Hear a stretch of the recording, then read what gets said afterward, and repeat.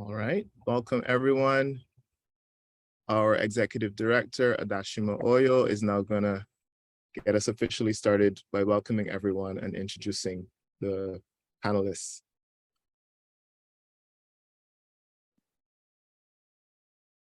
Good old Zoom, I'm on mute. So thank you. My name is Adashima Oyo. I'm the Executive Director of the Futures Initiative. I'm also a former graduate student, so I'll be speaking as well.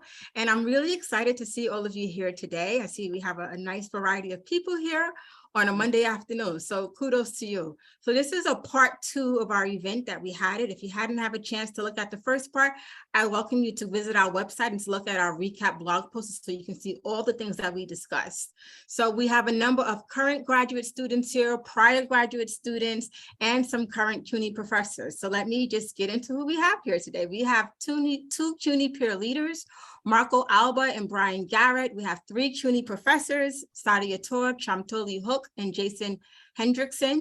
We have 6 FI doctoral fellows who are current PhD students. That's Deshara Green, Roderick Hurley, Chris McGinnis, Kelsey Milian Lopez, Hillary Wilson, and Colleen Chevron. And we also have 3 FI staff members joining us, Lauren Melendez, Sally LeBron, and Jackie Cahill. So what are we doing today? I'm going to quickly go over our run of show and let you know what's going to happen. So we're going to hear some opening remarks from Professor Jason Hendrickson. He is an FI board member, and he's also a professor at LaGuardia Community College. And then we're going to hear a couple of preset questions and have an open panel about various topics related to graduate school. And then after that, we're going to transition into a couple of breakout sessions or breakout rooms. There are 4 of them total. Our first breakout room, you'll have the opportunity to hear about the application checklist. You'll hear about personal statements, getting a recommendation letter, what goes into your application. Then we'll have a breakout session all about master's programs versus doctoral programs. We'll have a 3rd breakout session about mentoring and advising. It's very important for graduate school. And finally, we have a breakout session where you can speak directly to current CUNY faculty, and you can hear from them about what makes a good graduate student. What are some early tips to succeed inside of graduate school? And then after we hear from all of the breakout rooms, we'll come back to this main room here. We'll hear a couple of highlights or key takeaways that were discussed in each group. So fear not, if you were only in one group, you're not going to miss out on what happened on all the other groups, because we're all going to come back and have a discussion. And then finally, we'll have some closing remarks from Provost Steve Everett, who is here at the Graduate Center. So with that, I want to now turn it over to our panelists who are going to get the discussion started. Thank you. First, I think we actually are going to have an opening remark by Jason. Yes. So Jason, yes, Jason is our first panelist, our first opening remark. Thank you for that, Deshara. Yes, thank you for that, Deshara. Good afternoon, everybody. I want to know that you're here. Just give me a little temperature check of hey, what's up, or something. I see some great questions in the room, but also just want to hear your vibe and just know in one word, like, how are you feeling in this moment? Doesn't have to be formal, doesn't have to be, I mean, I see great full sentences, and I'm an English professor, so I appreciate that, but I like that, that you're in the room and that energy is important. Okay, so I'm glad that people are feeling good, feeling great. We're all here to talk about this next step of graduate school application. And often I begin my semesters with Langston Hughes. And Hughes writes in the poem Theme for English B, the instructor said, go home and write a page tonight and let that page come out of you. Then it will be true. I wonder if it will be that simple. He goes on then in the poem to write and talk about the challenge of a student who happened to be Black or brown and a first generation kind of experiencing this for the first time student. Many of you in this room might be wondering what graduate school is about, whether it's just so simple as to be your best self. And so I'm here to talk about that. A little bit about myself. I'm a born and raised New Yorker. I'm a first generation college graduate. I went through the K through 12 system in New York, public schools. And I share that to say, I didn't know graduate school. I didn't even know when I got on campus that people still went to school after they graduated from undergrad, except that they were going to be a doctor or a lawyer. And so the idea that there existed an entire plane of intellectual pursuit called graduate school was a shock to me. I didn't understand what fellowships were. These are all things that I learned along the way. So if you are at this stage where you're wondering what some of these questions are or answers are, it's okay. There's no bad question. And that's what today is here for. Like I said, for me, it was a culture shock. I went and narrowed down my schools for graduate school, not for any specific methodological science or anything. Like, I just went and picked the schools that the person I was dating at the time also picked. That's how I ended up picking my places. We broke up the semester after.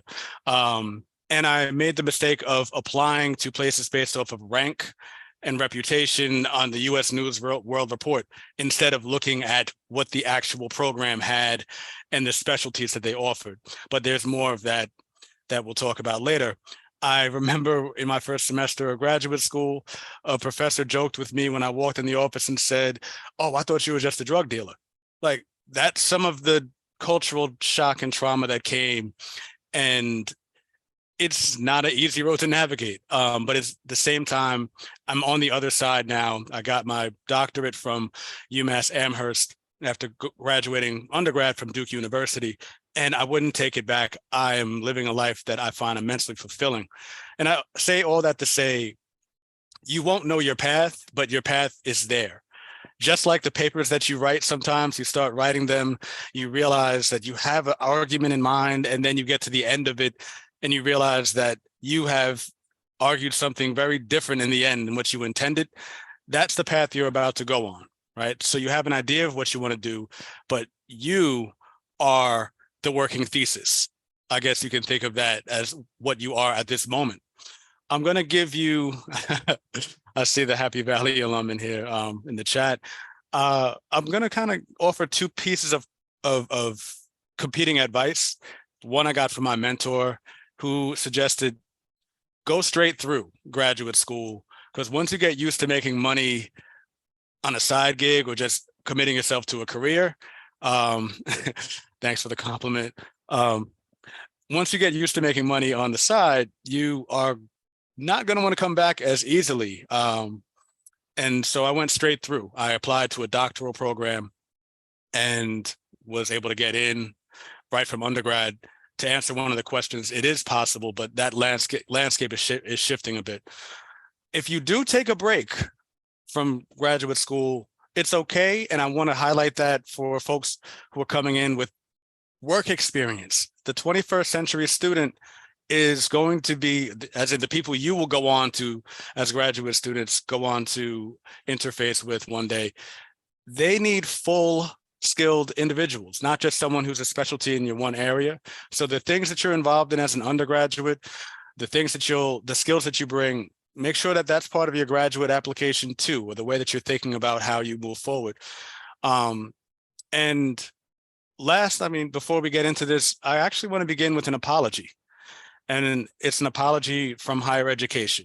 And by that, I mean, no matter what, to no fault of your own, the vast majority of folks who are applying to graduate school, you, have not been adequately prepared for this moment. I'm not talking about your GPAs, whatever they may be. I'm highlighting that to this point, you have been trained to perform somebody else's standard. And after this moment, as you get to graduate school, the grades are relatively inconsequential.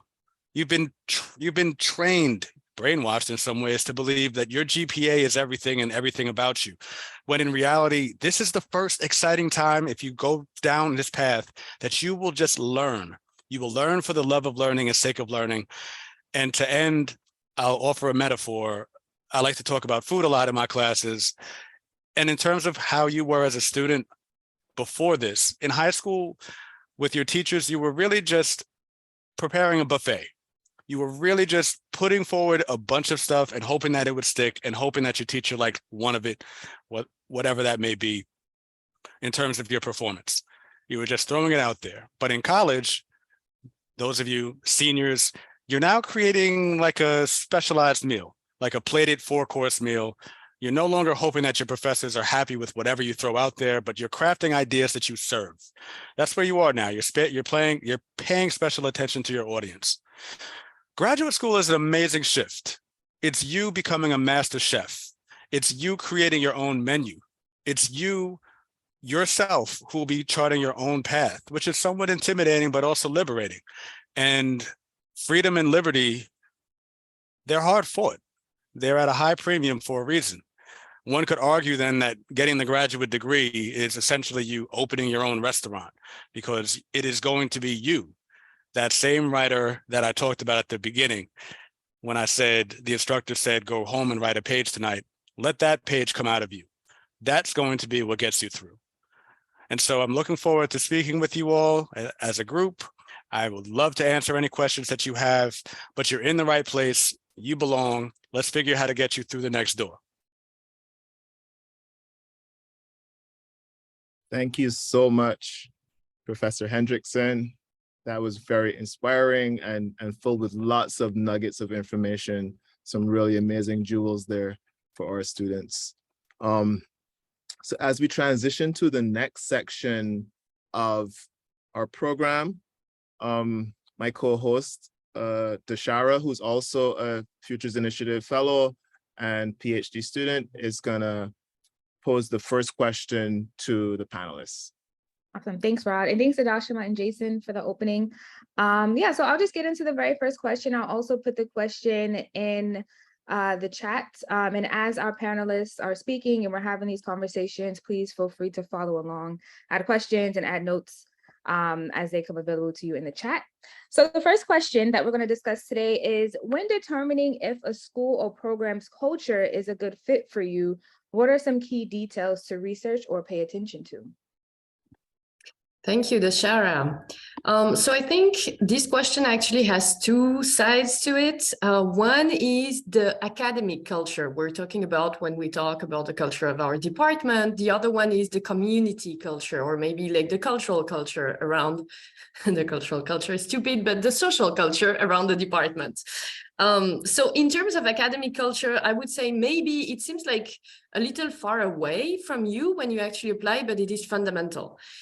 You are going to want to apply to a department with faculty and students who have interests that are not necessarily the exact same as you, but that have a way to approaching academic work, scholarship, that actually fits with what you want to do. Because these are the people that are going to surround you, that are going to mentor you, that are going to guide you. And so their work and their way of approaching scholarship are going to like have a major impact on you.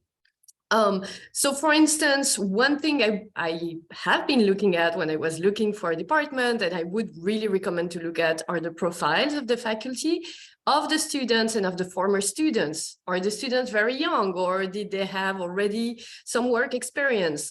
Are the students mostly local students or international students? What kind of community are you looking for? You can, of course, look at the age, the gender, you know, like all those information, like sociodemographic information about the students, to imagine, okay, would I probably like be able to make some friends? Because one of the major thing to get through a PhD or a graduate experience is to make sure to be well surrounded. And I'm sure everyone will discuss that at some point.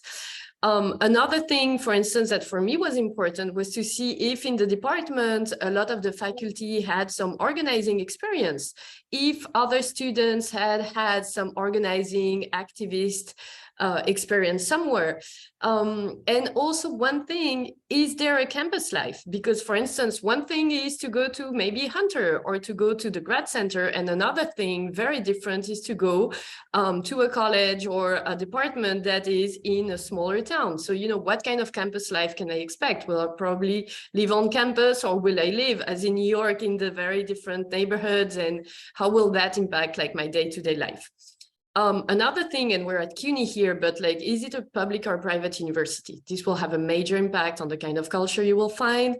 Do students teach? Do other grad students teach? Where, you know, like, will they have time to actually engage in collective activities? Will you have time to develop a healthy and full life on the side? Because that's actually extremely important for your mental health and for your ability to get through the program. I would say that for all those things, you need to really check out like who's in the program and try to contact them. Like for me, that was the absolute this would be the most important advice I would give you, would be really get in touch with faculty, get in touch with administrative staff, because actually they know the students and they have a pretty good idea of the kind of student life and, you know, obligation and possibilities you might have. And get in touch with the students, with former students, enrolled students. Ask your current mentors or professors of people that you trust if they know about the department, if they have any recommendation, any contact for you. So these for me would be like good starting points to try to understand, okay, what kind of department culture would I be in if I try to join this department, this specific program? I'm also going to jump in with some of my takes. Thanks, Colleen, for talking about some really great points. These are all really incredible points. I think in terms of developing what kind of place I wanted to go to, I often think about location as well. It requires sometimes projecting your life within the next 5 years, but you have to be thinking about that. Where would I want to be within the next 5 years? Can I handle the certain types of climates and or location, right? Especially in terms of, you know, different types of cities and urban landscapes. Will I have to, you know, handle transportation? We are in New York, so we handle subway, right? But if we're in California, will I need a car?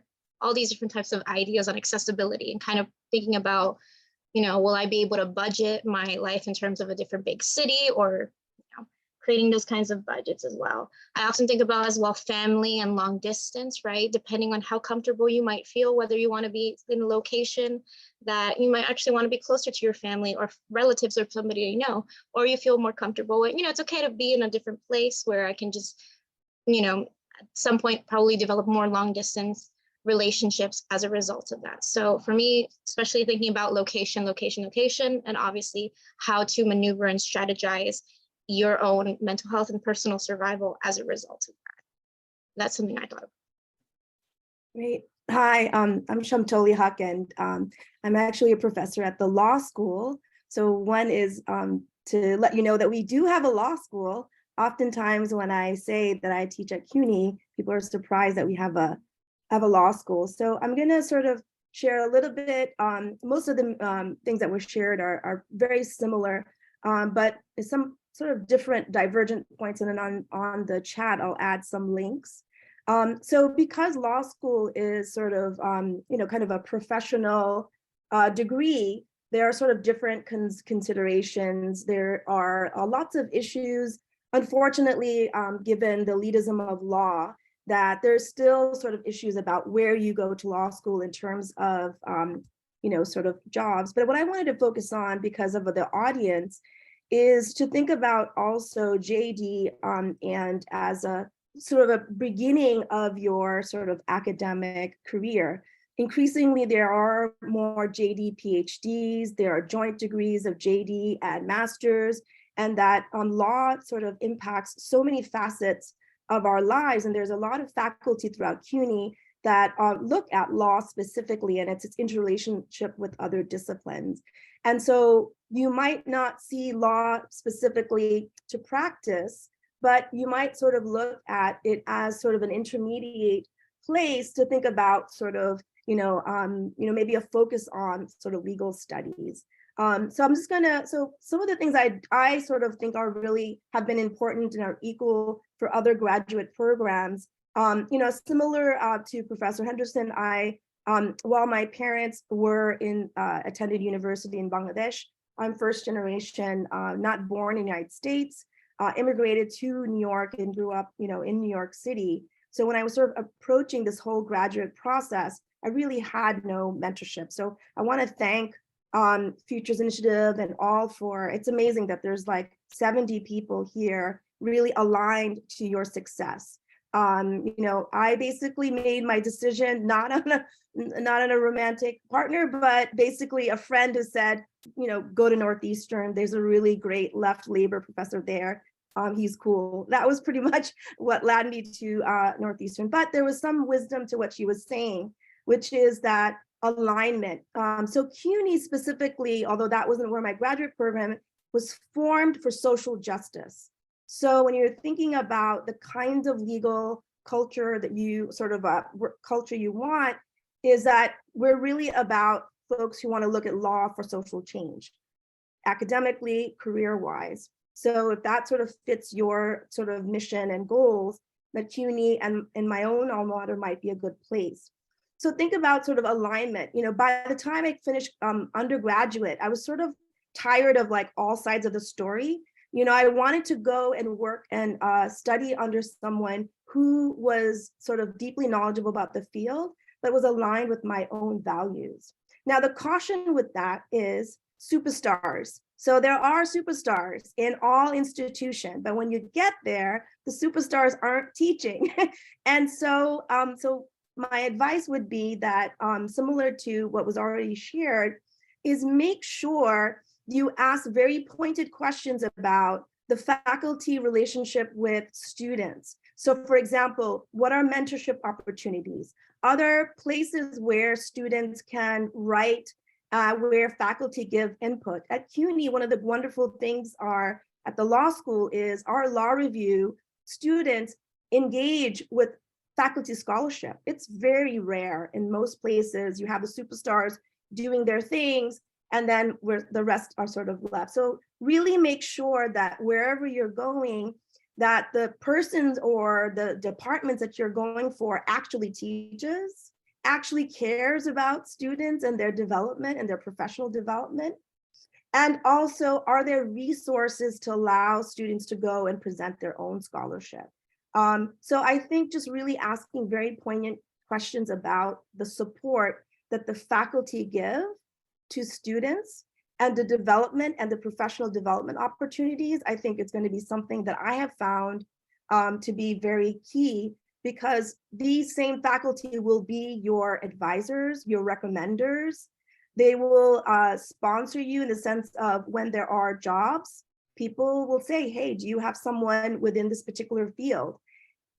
It's a bit still futile to be, for my taste, to be quite honest, in the sense of like, they really can make a huge difference in your life. So making sure that you are able to fit value-wise with the faculty in the department is going to be very key. So I'm going to sort of end there, and I'm going to put a couple of links that are just like general information. And thank you for including the law school and you know, legal academia as part of a pathway to consider. Thank you so much, Shamtoli, and thank you for adding the links in the chat as well. And thank you, Kelsey and Colleen, as well for your input. I think this is a great time to transition to question 2. So Rod, would you like to introduce that for us? Yes, thank you, Dashara. I'm really excited about this question because it's kind of broad, and I'm really sure that some juicy information is going to come out here. So what are some key things or tips that you wish you knew prior to starting your graduate school journey, right? You got into grad school and then you were like, wow, I had no idea that this was a part of it or that I would face this. So I'll turn it over to our panelists for this one. I can start us off. Hi, everyone. I'm Hillary. It's amazing to see all of you here. So the first thing I'll say, just in response to what Professor Hendrickson said, I just want to like really strongly co-sign not using rankings as your main criterion for choosing schools. You've probably gotten a sense now from the last panel that there's a lot that goes into your graduate school experience. It's 5, 6, 7 years long. And, you know, one number, a ranking, is not going to tell you everything you need to know about what to expect from those years of experience. So I have a couple tips on actually the application process, and then just one like reflection on my graduate school experience. The first is to, if you're still in college or you're recently graduated, to stay in touch with your professors, your undergrad professors, or if anyone here has a master's degree, stay in touch with your master's degree professors. It can be really simple, just sending an email saying, you know, I got this job, or I was thinking about you today because I read this article and it reminded me of something we talked about in my class. I think I didn't do this. And so asking for letters of recommendation was really nerve-wracking for me when I finally did apply to grad school. I took several years off in between undergrad and master's, and then a master's and PhD. And I think I didn't realize like how much professors love to hear from their students. You know, certainly while we're taking classes from them and stuff. But, you know, once we've graduated and we're, you know, accomplishing all of these things and living our lives, and, you know, it's really wonderful to hear from students and see the impact that we've had on their lives. So I would just encourage you, even if it seems small, even if it seems like, they won't care about this, they will care about it. They will want to hear about it. And that makes it so much easier when it's time to apply, to ask for those letters. So the second tip is that I just would so encourage and urge everyone to ask for help in the application process. I largely applied to grad school on my own. I didn't really ask anybody to read drafts of what I was writing, and it was a huge mistake. I mean, obviously, I'm here at the Graduate Center. I got into college, but I got into grad school. But it just would have been so much less stressful to just be able to get some feedback from people. The people you can ask for feedback, anybody, friends, family, people who are willing to lend you that helping hand. And then also I would say, piggybacking off of what Colleen said, reach out to current students in the programs that you're interested in applying to. Whenever anybody asks me for my application materials that I use to get into my program, I share it with them. So, you know, if you feel comfortable asking, ask folks for their successful application materials. Because then, you know, it takes the guesswork out of it. You can see how someone did it. And so that's really useful. And I don't want to talk too long, so I'll just stop there. Thank you so much, Hillary. I can jump in. Yes. Okay. Perfect. Hi. It's so lovely to be here, and thank you so much, Futures Initiative, for organizing something like this. I mean, I know how nerve-wracking it can be, and I can sense even from the questions that are being put in the chat all along, like how much anxiety, like even thinking about grad school produces in people, and for good reason. I mean, it's made very mysterious. You're made to feel like this is something that's, especially for, you know, our students, you know, that are often like first generation college students, as Jason himself was talking about, like it's just the idea that there is this new horizon is both exciting, but also really scary. And, you know, I was lucky enough, you know, I come from Pakistan, and I was lucky enough to get a fellowship to go to attend college, an undergrad college in the US. No one that I knew had done that. So even that process was really bizarre. Like I had no idea what I was doing. I just got really, really lucky. And at the end of that, like I knew I wanted to come back for grad school, but again, I didn't really know how to go about doing it. And one of the pieces of advice that I was given, and again, this is so much of the advice that we have to give is very specific to the kinds of fields that you're in, but also will change depending on whether you're applying for master's programs or you're applying for PhD programs. And even within master's programs, whether you're applying for, you know, professional masters or like liberal arts kind of masters. So I'm going to try to make this as general as possible, but to give you an idea, like when I was graduating, I knew that what I wanted to work on at that time was something related to development. But at that time, there weren't that many graduate programs that did development. I also knew that I couldn't afford to come for a master's because I needed funding. And this is something that students should know, that PhD programs should be fully funded or mostly fully funded. Please don't take loans to get a PhD ever, ever, ever, ever.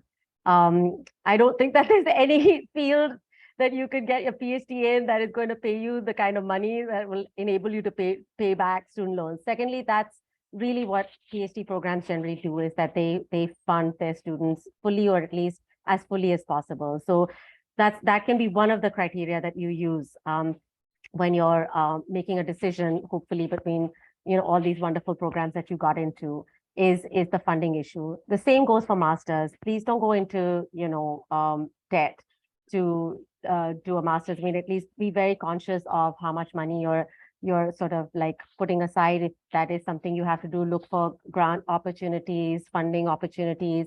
But also that's why public universities like CUNY are so great, is that you can afford generally to do your master's at a place like CUNY, right? And not go deeply into debt. But because I was planning to go into a field like development, which is very practice oriented, even at the PhD level, I was advised to spend some time working in the field and not to apply directly from undergrad. And because at that time, I really wasn't sure whether I would be able to go back to Pakistan and have the wherewithal to apply, I did apply straight from undergrad, and sure enough, I didn't get in. That was very demoralizing because I thought I was a good student, and but I put in a couple of years of work, and then when I applied again, of course, one never knows whether that was material or not, but I did get in. But what those 2 years of work did for me was also clarify the kinds of things I didn't want to do, that I thought I wanted to do, but I realized I wasn't interested in. So sometimes that's how it works, is that, you think you want to do something, but putting if the kind of work that you're interested in going to graduate school for is something you can actually do paid internships or even just work in that field, I think it's really, really crucial to spend some time either in undergrad, doing an internship, or just visiting offices and agencies that do that kind of work. But secondly, if you're applying for, I want to, sign off on all the things that people have said. In particular, something that I wish I had been able to do, because I applied for PhD programs when the internet was in its infancy, right? So I did not really have the ability to reach out to graduate students. And when I arrived, and I actually ended up going to 2 different PhD programs. I went to the first one that had accepted me and given me money. And like a semester into it, I realized this program is not for me. And it was hard, but thankfully I was able to transition to a program that fit me very, very well. So now that, we're in these circumstances where people are connected through social media, you can often find grad students, through the website of the college or university, but also through social media. I would very, very strongly encourage you to contact graduate students in the programs that you're interested in. And if possible, if it is at all possible, to actually visit, because when we're talking about the culture of a program, it's really hard sometimes to get a sense of the culture of a place unless you're there. And sometimes you'd be very surprised to hear it, but some places are toxic and you can feel it when you go there, and you want to avoid those places like the plague. It doesn't matter how highly rated they are. It doesn't matter how great, the celebrity professors are. If you get the sense that a place is toxic, it is not going to be a good place for anybody, leave alone you. One other thing that I wish that, I had been told earlier on in my graduate school career was how to find an advisor, right? And again, I think Shantali spoke to, this thing about we tend to sort of focus on the celebrity professors. But what you really need to hear from your fellow graduate students is who are the professors that are actually willing and able to make time for students. And you need to gravitate towards those professors and cultivate those professors. And also find out professors who actually are present and respond to student requests for letters, but also feedback on graduate student other applications for jobs. So thank you. Thank you so much. And now we're going to hear from Sally, who is a member of the Futures Initiative team as well. Hi, good afternoon, everybody. It's a pleasure to be here. I actually am studying at Baruch. I'm going for my MBA. Concentrated in finance and programming. To be honest, I wanted to the master I wanted to do was financial engineering, right? Because they have like the two bachelors I have. I graduated in 2016 for computer engineering from City College, and in 2022 in May, I got my second bachelor's in finance. So I wanted to do a master's that mixed both of them, right? But guess what? The two universities that offer them, one is Columbia University. I don't have the money or the budget to pay Columbia University. And the other one was the Institute of Technology in Rochester. It's far. I work and live in New York City. So what did I do? I basically looked for a program that like I could tailor to what I need. And that's how I got into the MBA at Baruch, because the MBA is open and I could take the classes that I'm interested to, right? So I can take programming and finance classes. So what I wish I knew before I apply for master school. First of all, when I was in doing my bachelor's, I was scared of my GPA, especially when I was studying computer engineering, because it was really hard, right? And I was thinking, oh, you need a GPA over 3.5. That was like my average thinking, but that was wrong.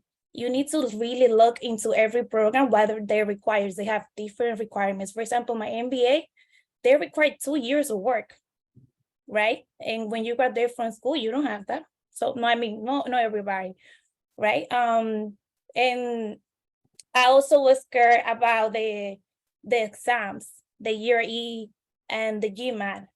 Guess what? In some schools, they get you get it, how you say that, overrated? Like you get it waived if you have a minimum GPA. So those are two things that I wish I should have researched from the beginning, because it would have taken some pressure out of my shoulders.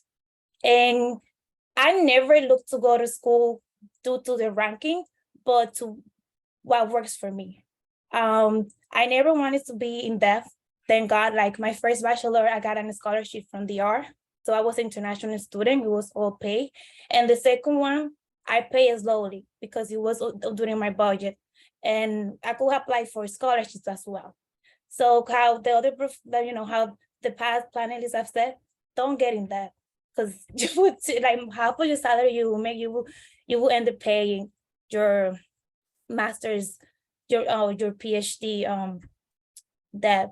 Another important thing is, I wish I knew, is to be more social. I have always been at school and work. Like I remember during my bachelor's, I used to have 2 part-time jobs and my bachelor's in computer engineering. And when I was doing the second, I have 1 full-time job, 1 part-time, and my second bachelor's. So I was never involved in school activities or like in every department. I would just go take my class, study in my home during the weekends after work. And also I wouldn't like to talk to professors at all. I would be so scared, right? Because like, what happens if he gets mad if I ask something stupid? Don't be afraid. Like they're a person just like you, and you will need those advice. You will need their advisement because they went through academia, and that's basically their profession, and you will need them for your letter of recommendation. I remember my recommendation. Thankfully, I got it like from workers I work in academia, like as a project manager for the FI, and from one professor like that. That was like my last. Like I asked one of my professor that I felt that I wasn't scared of, that she was most approachable, and I got a good grade. That's how I was able to to ask somebody to for a cover letter, because I have always been scared of professors, right? But I shouldn't be. They go to school, they went to school like you, they're human like you. So that's something I wish I could have done better since the beginning. Another tip that I have is make connections. because normally in MBA or in grad school, that's where you can get, insights about funding, things that you might not know, like your friends in college might let you know. For example, my brother, he's in Baruch, and he's graduating this semester, and most of the thing I know is because of him, because I will be like, oh, where can I go and apply for a fellowship or something? He will know because he's always in school. So in that case, I'm lucky that I have a family member in school, but some people, he doesn't work there, he just go to school, but he's more involved since I'm always working. But if you have friends and a good environment around you, that will help. Thanks, Ellie. And also thank you, Sadia, for answering question 2. We do have to move on to the next part of our event, but the final question that we were going to ask today was about funding. I'll put that in the chat as well. What are the available funding options for graduate school? Luckily for the breakout room session, breakout room number 2, will go more into depth with answering this question. It's a very tricky topic, so I also don't want to just breeze through it. Rod, if you wanted to speak very quickly about any funding options or maybe your experience with it very quickly before we move on. Sure, I can talk for a couple minutes about it. This can be a very complicated topic, both in terms of what is available and also in terms of what your individual funding needs are. Because for each person, what you need is going to be different depending on your circumstances. And then also where you go to school, you have to consider the cost of living there, right? What might be adequate in one city is not going to be adequate in another city in terms of housing, food, transportation, social activities, and so on. And similarly, the available funding is going to vary a lot by institution, by program. Master's and PhD programs are very different. As Professor Tour said, primarily PhD programs are funded. But also in terms of like speaking from experience, I know that as an international student, the available funding, what's available to you can be very different as well. So you really need to do research based on your unique circumstances and take your particular details into consideration. I went to undergrad at CUNY as well. Medgar Evers, any Medgar Evers students out there? So I knew all about every scholarship and I knew which ones I was eligible for, right? So you have to do research, know what you are eligible for given your specific individual circumstances. And I went from undergrad straight to a PhD program as well, like Professor Hendrickson. So I can't really speak much to master's funding. But one thing I will say is look at the fine print. Right? It's not just, hey, you got a full fellowship. Look at what you have to do for that fellowship, right? Look at the work that you need to do. Look at the hours or the assistantship that they're going to be requiring for you, because you have to balance that with the purpose that you're there in the first place, which is to get a degree, right? So if you have to do a whole lot of work for the funding and then you can't function and you can't study, that's going to be counterproductive. So we're going to get into that in more detail in our breakout rooms. I'm really excited for this event, and I'm going to hand it over to Adashima to continue and transition us into the breakout rooms. Thank you for that, Rod. So I just wanted to add one small thing about the funding, and it is apply for everything. You may not get everything, but you won't be in it. You can't win it if you're not in it. So when I was doing my master's at the CUNY School of Public Health, there was some funding that was available specifically for CUNY SPH students, but also there was funding that was totally unrelated to CUNY. I applied for everything. I didn't get everything, but I applied for everything. And I did the same exact thing once I started my PhD. So don't be afraid to actually just put yourself out there and apply. And I'm still applying for everything as a postdoc. So just keep that in mind. So now what I would like to do, because we just received so much juicy information, like I wish I knew all this stuff when I applied for grad school, like I would be like so ahead of the game. So you all are really in for a treat because you have sat through this so far and we have so much more to come. But before I do that, I want to give a quick mention of our founding director, distinguished Professor Kathy N. Davidson. Could we quickly put the spotlight on Professor Davidson? I forgot to mention her in the beginning, and Kathy is the person behind all of the great work that FI does. Kathy, do you want to say a couple of quick words really quickly? All I'd think like to you're- say is this is fantastic. I'm learning things, and I went to graduate school a long time ago, but this is such sound and real advice. Often when you get the official advice, it's a little hedgy. These words ring so true to me from having taught many, many years. So thank you all. I'm going to turn off my camera now because my refrigerator broke and I've got somebody here fixing it. This is Zoom life, everybody. This is real too, but thank you all so much. I'm learning so much, and I hope you are too. Thank you so much, Kathy. So now we're going to transition into our breakout rooms. We have 4 breakout rooms. I want to remind you of that. So we have one about the application checklist, one about master's versus doctoral programs, one about mentoring and advising, and we have a really rich one where you can speak directly with CUNY faculty. So I want to remind you that you can hop from room to room. So if you're in one room, you feel like you're getting the gist of what they're talking about, go to another room. It's all good. So I'm going to now open up, or Deshara now is going to open up the breakout rooms. Good afternoon, everyone. My name is Steve Everett. I'm the provost at the Graduate Center of the City University of New York. Hopefully you are all learning a lot of things about what it means to be a grad student, why you should consider being a grad student, how to navigate the process of applying, so forth. Just wanted to say a little bit about, as a provost, a lot of people sort of wonder exactly what is a provost and what do they do and why am I here talking to you? So essentially, most universities, you have colleges, you have deans who manages those colleges, and then a provost is sort of the one who's ultimately responsible for all of the academic success. So essentially, I have to make sure that all the faculty are taken care of. We have the right faculty hired. We make sure that want to make sure we're getting the most innovative faculty hired. And then students that are coming in, make sure the curriculum is innovative curriculum, that you're able to get curriculum that's going to set you up for success in your life, and also to help you with any of the problems navigating while you're in school. So pretty much everything academically that happens at the institution falls under my umbrella to some degree. So, but I'm really excited to have a chance to kind of just chat with you briefly about some of my thoughts. I'm a first generation college graduate. My family, had not gone to college. And so I went to college, and I think a lot of people go to college for various reasons. Some people, if you look at the Bureau of Labor and Statistics, shows that anyone with a college degree, you get, I think, a 30% increase of salary over that. If you have a graduate degree, you get another 20 to 30% increase of salary over that. So some people decide graduate school is there for career advancement, for more financial success. That was not the reason that I went to grad school. I went really because I was just interested in a topic.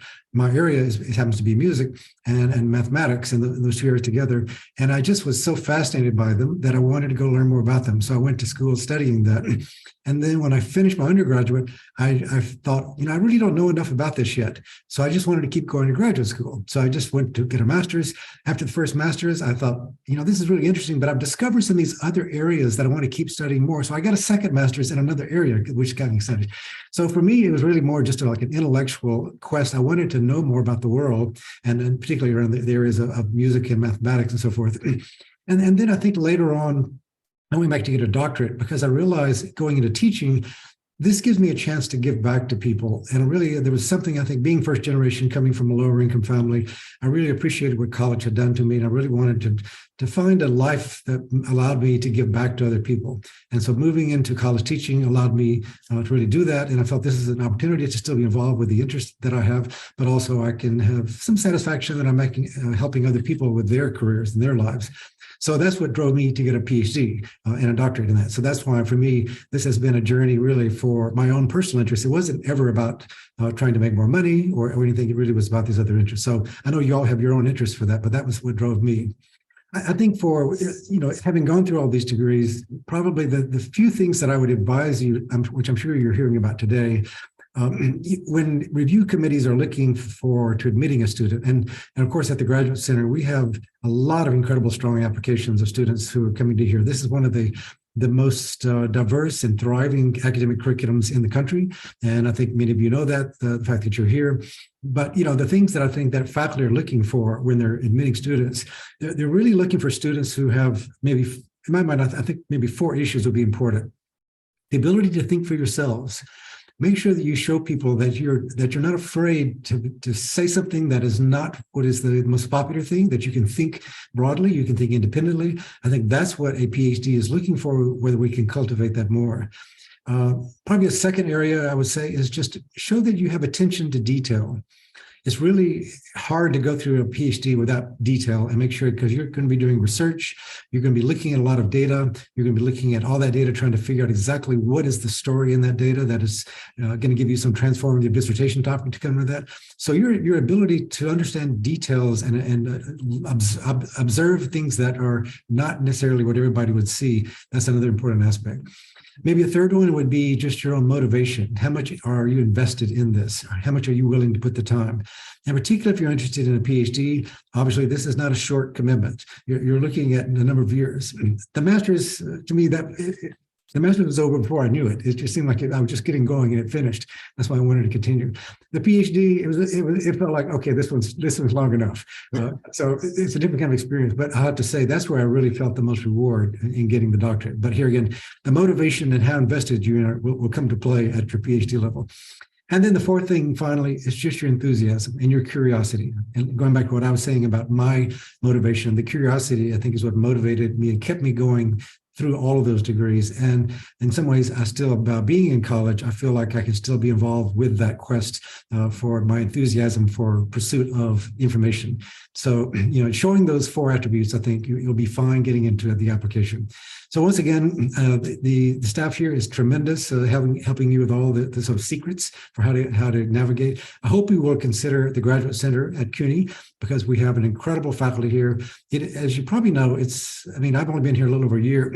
I was at private universities, I was at public universities, and I was always very envious of CUNY, because anytime you want to be quickly adapting to a new research methodology, a new important question, most universities, you have to wait until you can hire some new faculty who have that expertise before you can start offering classes.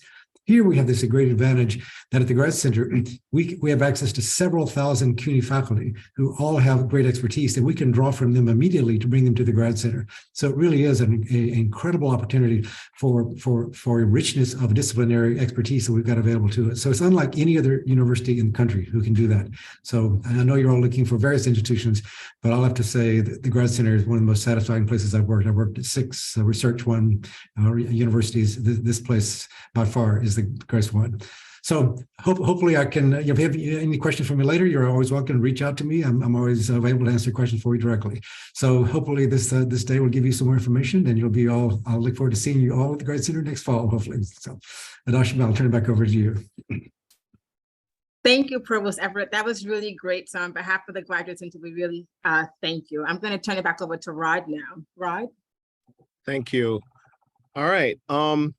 So everything has been going great so far. Thanks for everyone's contribution. Let's see if we can hear back from the breakout rooms, so we can just get a consensus of what the gist of the conversation in each breakout room has been. At the end of the event, we're going to reach out to everyone and send you a document that will contain a compilation of the questions and some of the information that we shared. It'll also contain resources that you can use as you navigate the application process, information about applying to law school, specific programs, etc., that we will make available to you on our website and other places through your emails that we have when you registered for the event. All right, so breakout room leaders, do you want to report back? Just give us in a couple minutes, like what the conversation was like.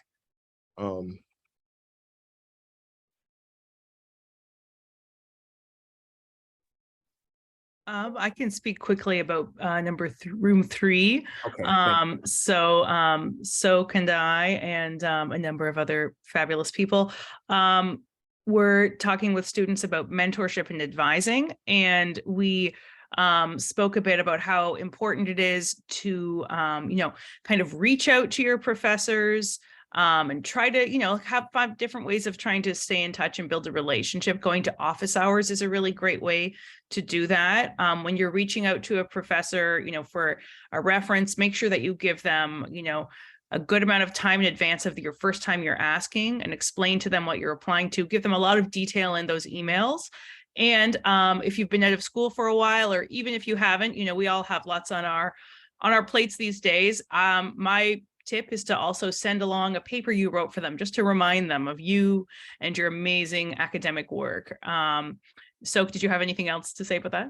I really appreciated how you were telling them to be unabashed about reaching out and asking for that help, and also to not take it personally when the professors don't get back to you right away.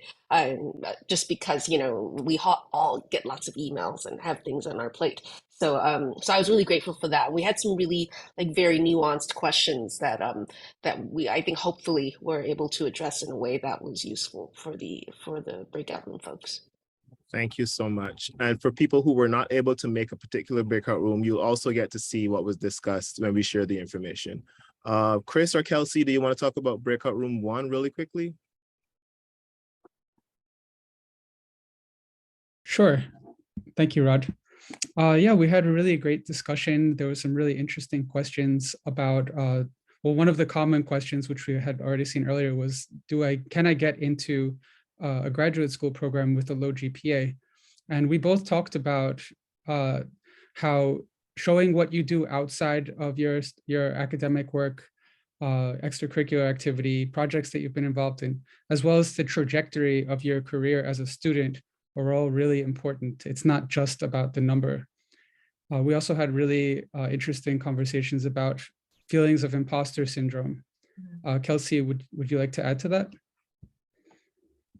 Yeah, so that was actually a big conversation starter for our group. And that was obviously just kind of connections and these ideas of understanding, that we carry our own important experiences and stories, and making sure that we can highlight that in the opportunities that we get when we are either interviewing for graduate school, applying for graduate school. Especially that personal statement is that opportunity for us to talk about who we are and our intended goals and aspirations. So how to combat imposter syndrome is definitely owning your own worth and your experiences and navigating that with as much sincerity and transparency as you can. So that was our breakout room. Thanks, Chris and Kelsey. Shamtoli, group 4, briefly. I wasn't planning on that, but or anyone. I think, but if others want to I passed through the group and the conversation was rich. I can share about what I experienced in group 4. Yes, the participant perspective. Yeah, group 4 was great. We had professors sharing tidbits about how to network, how to get your foot in the door. And one of the things that came out was, if you already know what your goal is, it's good to work backwards from that, see what people who are already in that field, what qualifications they have. Maybe you don't need the PhD, maybe the master's is enough. And also we talked about having a plan B and being open to opportunities that might come along that you weren't expecting or weren't necessarily searching for, right? And not blocking your blessings, and not being open to unexpected opportunities that come along. And finally, breakout room 2, Dashara or Parisa. Yeah, I'll start really quickly. So breakout room 2, we discussed MA versus PhD programs. We had a really rich conversation. I think what stood out most, similar to maybe the discussion that was being had in the faculty room, is that we suggested that students, again, work backwards, think about if they want to dedicate their time or academic career to research, or if they want to be prepared for the actual professional market. Not to say that people who earn a PhD can't go on to the market, but specifically PhDs typically prepare students for research and careers in research. Also thinking about looking into master's programs in terms of what you may want to get out of this. Again, if you want to continue on your academic journey after, or again, if you want to be well equipped for finding a job or going straight into your career, and making sure that your master's program does that by looking into faculty. What are the faculty doing? What kind of careers do they have? What type of things are they doing outside of that program also? And also thinking again about realistically timeline. Do you want to spend the next 4 to 7 years in a specific location and working at your PhD? And that may also influence how you want to do your master's degree. And also don't feel afraid to pivot in terms of your disciplines, and also in terms of taking time off if you need to think through a little bit more. Parisa, do you want to add anything? No, great job summarizing. It's just we also did talk about how these different stages can basically provide room for you to change and make new decisions about your career and professional track, and how there's this opportunity basically in changing from, you know, an undergrad to an MA or a PhD to really redefine what you want your career track to be. We had a really great conversation. Okay, thanks, Parisa and Dashara. Thanks, everyone. So as we wrap up, I just want to remind you that we're going to send you some information related to today. In addition to that, the recording from today's session will be available on our YouTube channel, as well as the part 1 event, which happened last spring semester. So you'll be able to benefit from what was discussed at that event as well. Please subscribe to the Futures Initiative newsletter, where you will stay in touch with everything that we're doing. We have announcements about events across CUNY and outside of CUNY sometimes as well, opportunities, fellowships, scholarship opportunities, and you'll definitely know when our next event comes around. So on behalf of the entire Futures Initiative team and all of you, thank you for making the event what it has been. And we look forward to getting together again in the future. Thanks, everybody. Thank you.